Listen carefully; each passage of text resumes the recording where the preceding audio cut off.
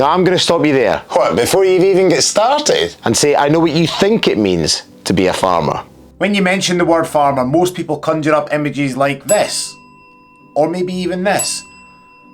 Or sometimes even this. It's all about milking cows or driving tractors or shouting ooh-ah Was that Jamaican accent, Sandy? and running around with pitchforks. You see, everyone's taught from a very young age with the help of books like this, that this is what it means to be a farmer. But I'm here to tell you that it's not, and that things are changing fast. I mean, look at the state of this. He's got a plough hooked onto his pickup hitch. Ah, that's disgusting. I mean, who's letting this sort of nonsense get printed?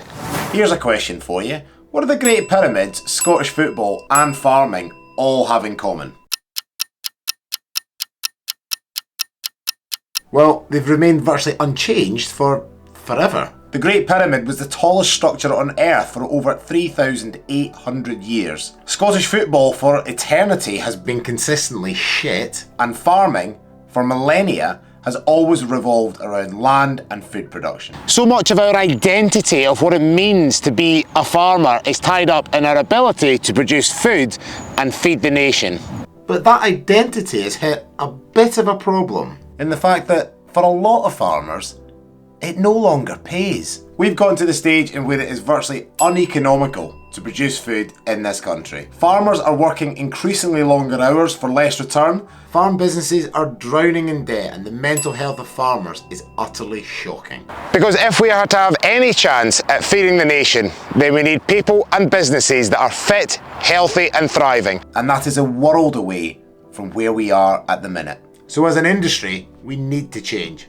Or our identity of what it means to be a farmer needs to change for us to survive. And the good news is that I think it is. I literally have tons of these. Farming's been handed a bit of a lifeline or a get out of jail free card in the form of climate change. Now land and subsequently farmers are at the forefront of removing or sequestering carbon from the atmosphere, which means we play a vital role in tackling climate change. And as an added benefit, we'll hopefully be paid a fair price for our ability to do so.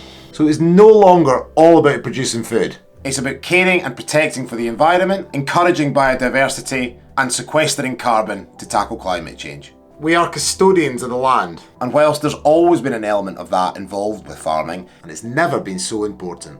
And just because we're not doing what the previous generation did, that's okay. It's a seismic shift for farming and for the farming identity. But I believe that that's a good thing. People need to wake up and appreciate the vital role that farmers play. Not only feed the nation, but in all the other roles as well. So rather than being seen as the enemy in climate change, we're actually the saviour.